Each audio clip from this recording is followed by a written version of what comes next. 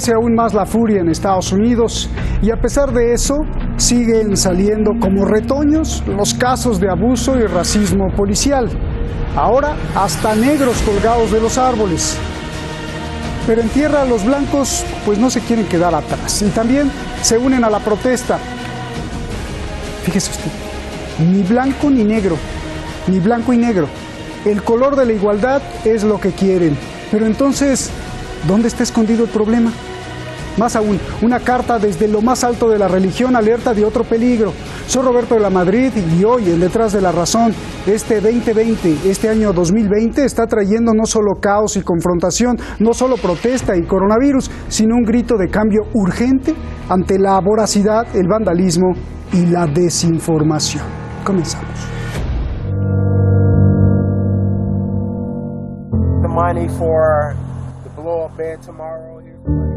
Emergen más videos de violencia policial. En Atlanta, un policía disparó 3 veces y además por la espalda a un hombre negro.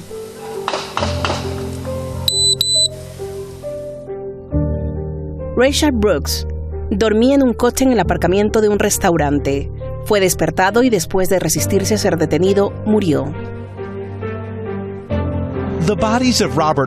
En los últimos días, 4 negros han sido encontrados colgados, algunos en árboles y en diferentes partes del país. La policía investiga qué pasó.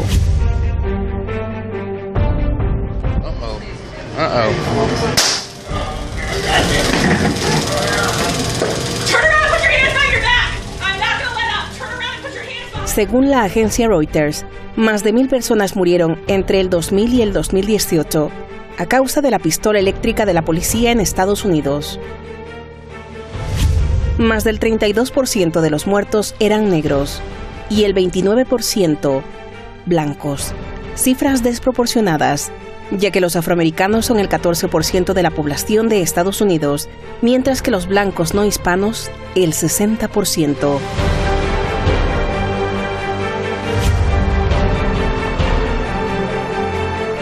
Vemos que blancos y negros están unidos para denunciar el racismo sistémico. This is the beginning of an uprising to get that man out of the White House. To get him out of the White House. Our power is in the streets. That's right. Our power is in the streets.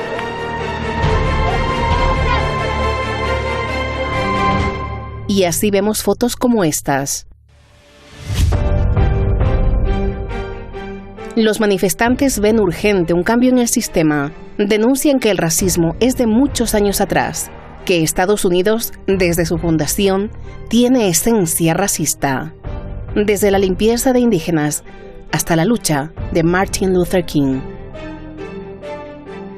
Y desde la leyenda del boxeo, Muhammad Ali, hasta hoy. I always ask my mother, I said, "Mother, how come is everything white?" I said, "Why is Jesus white with blonde hair and blue eyes? Why is the Lord's Supper all white men? Angels are white, Pope and Mary and everything." I was always curious. I always wondered why. You know, Tarzan is the king of the jungle in Africa. He was white. Las protestas efectivamente son por y contra el racismo.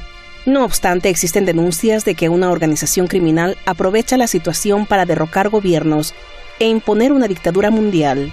El ex embajador del Vaticano en Estados Unidos, el arzobispo Carlo María Viganò, escribe una carta urgente al presidente Donald Trump para denunciar lo siguiente. 1. Que hay un Estado profundo que quiere imponer un nuevo gobierno. 2. Que el coronavirus y las protestas por la muerte de George Floyd son parte de un plan de ingeniería social. Hay personas que han decidido el destino de la humanidad, arrogándose el derecho de actuar contra la voluntad de los ciudadanos y sus representantes en los gobiernos de las naciones. Arzobispo Carlo María Viganò, ex embajador del Vaticano en Estados Unidos. 3. Y que los disturbios en todo el mundo son para generar perturbación y vandalismo. Un caos que disuelva el orden social para crear un nuevo orden mundial sin libertad y sin religión. Este arzobispo es quien pidió la renuncia del Papa Francisco por ocultar una red de pedofilia y abuso sexual.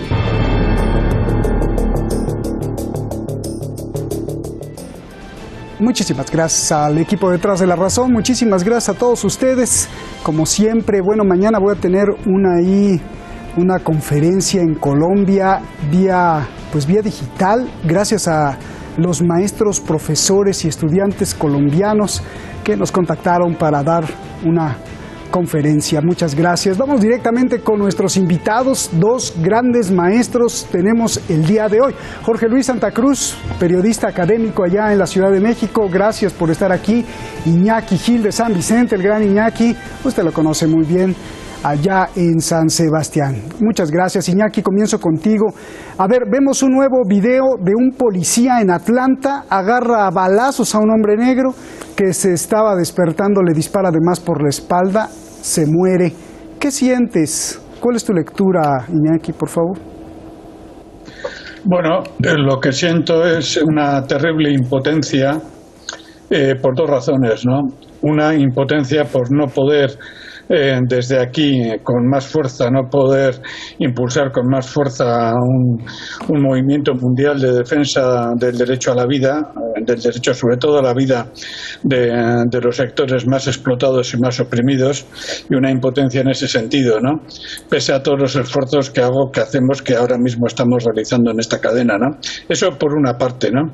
Y por otra parte una impotencia terrible también porque la mayoría de los medios de información simplemente se limitan, cuando lo hacen, a poner imágenes sin contextualizar ni enmarcar históricamente la situación, ¿no?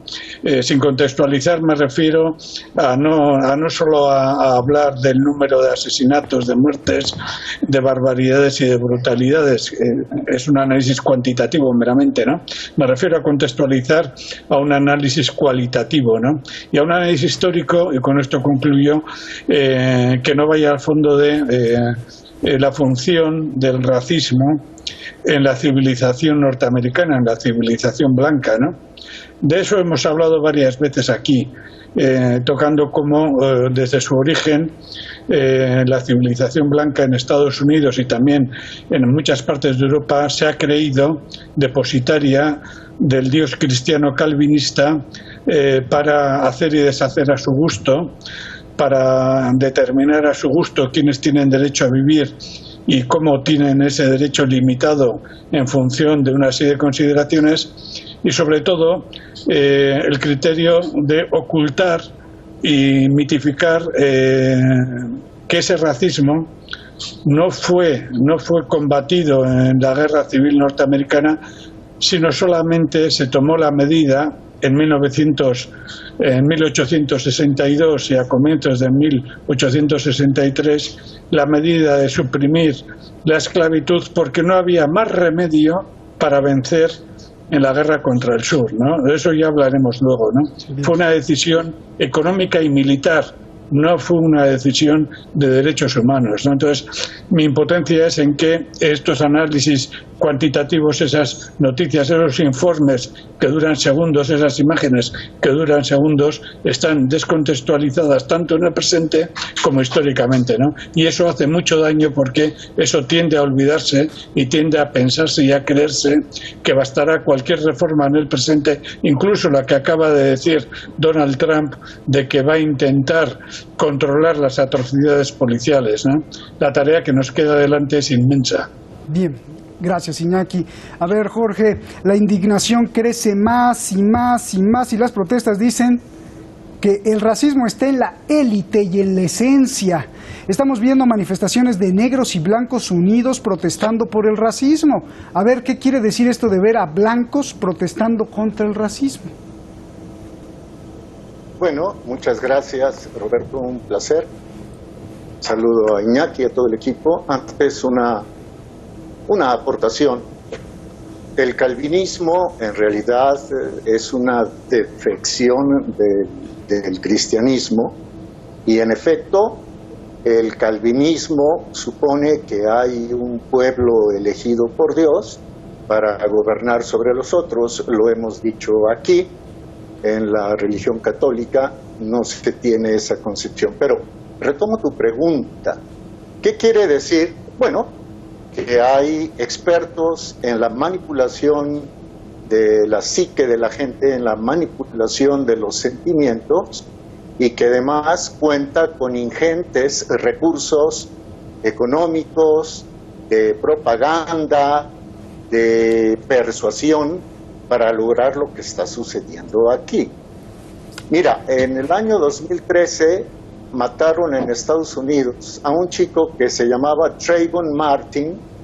Él era afroamericano. El asesino quedó absuelto y nuevamente se vino una ola de protestas. Surgió a raíz de este hecho un grupo que se llama Black Lives Matter, que en español significa la vida negra también importa. Y detrás de Black Lives Matter estaban y están 3 personas, las voy a nombrar. Ellas, mujeres, son Patrisse Cullors, Alicia Garza y también Opal Tometi. Las 2 primeras, Patrisse Cullors y Alicia Garza, están íntimamente vinculadas por otras organizaciones de las cuales forman parte, con la Open Society Foundation, es decir, con la Fundación Sociedad Abierta de George Soros. Luego del asesinato de Trayvon Martin, vinieron otros crímenes contra personas de ascendencia afroamericana. Uno fue Michael Brown, otro fue Eric Garner, este último en Nueva York. La situación fue aprovechada por este movimiento de la vida negra también importa. A la fecha, y no me quiero extender porque conozco que el tiempo es corto, a la fecha este movimiento, que está financiado por Soros, tiene 16 oficinas distribuidas a lo largo y ancho de los Estados Unidos. Y además de tener el apoyo financiero de Soros, cuenta con el apoyo de otras megafundaciones como la Fundación Ford y con el apoyo de corporaciones como Sony, Nike, Amazon, Twitter y Microsoft. En síntesis, de hecho en 2016 la Fundación Ford, solo la Fundación Ford, donó $100 millones a Black Lives Matter. En síntesis, para mi gusto lo que sucede es que este núcleo revolucionario es manejado desde la cúpula financiera de Nueva York con un criterio neomarxista cultural y que tiene como propósito provocar el descarrilamiento del gobierno del conservador y racista también Donald Trump, con miras a las elecciones del 3 de noviembre del presente año. Roberto. Pues esto va muy de acuerdo con lo que está diciendo Iñaki, porque Iñaki nos estaba hablando de la contextualización histórica, en donde aquella guerra que vemos en Hollywood, que proclamaban los derechos y abolieran la esclavitud de los negros, cuando no era, puras pamplinas, no era cierto, Iñaki. Entonces, sí hace sentido todo esto, y yo te pregunto, ¿cuándo van a acabar estas protestas y qué posibilidad hay de que grupos políticos o criminales estén utilizando esta crisis para sus propios intereses, tal como me relatas de aquella guerra de la que se jactan los estadounidenses de haber abolido la esclavitud en los negros, cuando fue en realidad una cuestión económica, como me dices tú mismo, Iñaki? Por favor. Bueno, en todo conflicto que responde a causas profundas y a causas imbricadas, totalmente imbricadas en situaciones de injusticia inaguantable, siempre existen instrumentos de manipulación e instrumentos de control y teledirección, ¿no? Eso ya sabíamos que existía ya en el Imperio Romano y no podemos tocar esta cuestión, ¿no? En el Imperio Romano mucho malestar de los campesinos libres empobrecidos y mucho malestar de las masas esclavas era intenso intentado dirigir por organizaciones que pertenecían a los patricios, por grupos clandestinos de los patricios, por grupos clientelares, etcétera, ¿no? Eso lo conocemos desde el origen de la historia, ¿no? Lo que ocurre es que cuando recurren a estos métodos y los intentan dirigir es porque son conscientes que están andando, que están moviéndose sobre un volcán que puede estallar y puede derivar hacia una situación para ellos insoportables, ¿no? Entre 1877 y 1883 por ahí hubo en Estados Unidos grandes rebeliones esclavas e incluso de campesinos blancos, como había habido anteriormente después de acabar la revolución contra la ocupación británica, grandes rebeliones que han sido silenciadas porque no pudieron ser teledirigidas ni manipuladas por organizaciones cristianas que intentaron apaciguarlas, ¿no? El miedo que hay ahora, no solamente contra esta situación de rebelión de las clases negras y las clases trabajadoras blancas, sino prácticamente en todo el occidente, en todo el sistema capitalista, es que eso se descontrole y eso gire espectacularmente hacia una situación incontrolable por los grandes medios de manipulación, ¿no? Eso mismo lo hemos visto primero con las movilizaciones en el Estado francés de los trabajadores de los trenes hace 2 años, de los trabajadores de la educación, de los trabajadores de sanidad, y sobre todo con la rebelión sostenida de los chalecos amarillos, donde aparecieron grupos de manipulación de la derecha y tuvieron que dejarlo, ¿no? Y eso lo estamos viendo ahora también en el Estado español, donde organizaciones fascistas de Vox intentan penetrar en el malestar obrero para dirigirlo precisamente hacia los intereses de la extrema derecha, ¿no? O sea, como se dice en México, Iñaki, plan con maña. Entonces, ¿qué pensar cuando se ve gente blanca protestando en las calles de Estados Unidos contra el racismo? Iñaki, ese es uno. Y dos, me escriben mucho de Minnesota, de allá de Minneapolis, diciendo que Israel entrenó justamente a esos policías que les gusta poner la rodilla en el cuello. Bueno, ¿qué sucede con los trabajadores blancos y blancas que se suman? Pues que hay muchos de ellos que están de acuerdo y que son conscientes de que tal como sigue el panorama en los Estados Unidos, con la situación creada por el COVID, con la devastación social, con el hundimiento de las ayudas sociales, con la crisis socioeconómica, ellos van a ser los siguientes en padecer, si no lo están padeciendo ya, la suerte de la gran mayoría de la población de origen afrodescendiente, ¿no? Esto por una parte. Por otra parte, es conocida la función de la industria represiva israelí en la preparación y en la formación de las fuerzas represivas en muchísimos países, en nuestra América, etcétera, etcétera. Es un hecho ya constatado y demostrado, ¿no? Sobre todo en países como Brasil, como Uruguay, como Colombia, etcétera, ¿no? Son hechos que pertenecen, digamos, a la lógica de la situación política en cualquier país desde que existen desgraciadamente situaciones injustas. Gracias, Iñaki. Jorge, a ver, ya con todo lo que nos está diciendo Iñaki y con lo que me estás diciendo tú, hablando de esto, me parece sorprendente que un alto diplomático, ex embajador en Estados Unidos de la Santa Sede, le envíe una carta urgente a Donald Trump para alertarlo que sí hay un Estado profundo que quiere imponer un nuevo orden mundial sin libertades, que quiere derrocarlo y que las protestas de George Floyd y el coronavirus son un plan de ingeniería social. Es sorprendente que un diplomático haga estas aseveraciones y más aún que el Papa Francisco guarde silencio o no lo desmienta. Y la pregunta también va para ti, Iñaki, pero primero Jorge, por favor. Bueno, es que en realidad para ser franco, a un servidor no le sorprende lo que ha dicho el arzobispo Vigano.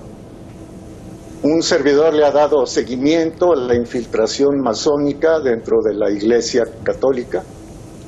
De hecho, altos jerarcas masónicos han confirmado que pontífices como Juan XXIII y Pablo VI militaron en la logia. La infiltración masónica fue denunciada desde el último cuarto de siglo en el Vaticano, desde el Vaticano, el último cuarto de siglo del siglo XIX. Baste leer al Papa León XIII o al Papa San Pío X para darse cuenta de que la logia trabajaba intensamente para hacerse con el control poco a poco de la jerarquía vaticana y también empezar a destrozar los dogmas. Lo que dice Viganò tiene mucho sentido. Si vemos que detrás de las manifestaciones violentas, no solo en Estados Unidos, sino de las manifestaciones que han ocurrido en otras decenas de ciudades del mundo, se protesta contra el racismo y que la posición oficial del Vaticano a través de Francisco es apoyando tácitamente la plataforma de Open Society, de sociedad abierta, de Soros, migrantes, etcétera, daremos con que sí hay una conexión. Por lo demás, que hay un estado profundo en el mundo y sobre todo en Estados Unidos, lo hemos dicho aquí mismo contigo, y que hay un estado profundo en el Vaticano, por supuesto que sí, y voy a concluir para no abusar. ¿A dónde va el estado profundo vaticano? A algo que es muy delicado, a construir una religión mundial que tiene ya como proyecto muy claro la casa de las religiones abrámicas. Se pretende construir en un predio muy grande, en el mismo predio, una sinagoga, una mezquita y una iglesia, entre comillas, católica. O sea, el Vaticano, bien, la cúpula vaticana está trabajando para eso. Gracias. Iñaki, nos queda un minutito rápido. ¿Qué opinas de esta carta del arzobispo Viganò que acusa a los medios de comunicación de cómplices en el coronavirus y en las protestas que vive Estados Unidos y que se extienden por Europa? El mismo arzobispo que acusó al Papa Francisco de ser cómplice de redes de pederastia, pedofilia y abuso sexual internacional, y que dice que el coronavirus y las protestas son algo de ingeniería social ya planeado. Por favor. Bueno, para decirlo en un minuto, en 2 minutos, porque no hay tiempo para mayores precisiones, ¿no?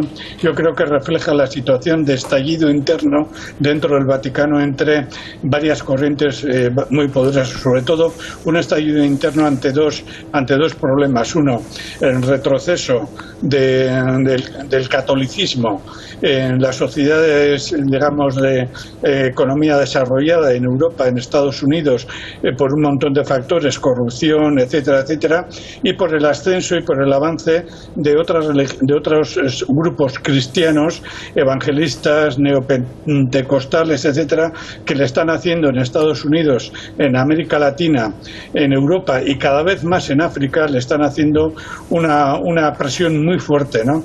También dentro del catolicismo, la pugna entre sectores de católicos de base que no aceptan y que empiezan a recuperarse después de la represión de la teología de la liberación y que empiezan a recuperarse, empiezan a extenderse poco a poco después de haber sido exterminados. Y por último, una corriente que, por ejemplo, en el Estado español, según algunos analistas, viene representada por el 30% aproximadamente de las públicamente, no solamente internamente, públicamente por el 30% de la jerarquía, claramente una corriente claramente tridentina de volver, digamos, si no al Concilio de Trento, sí a criterios muy parecidos. Gracias Iñaki.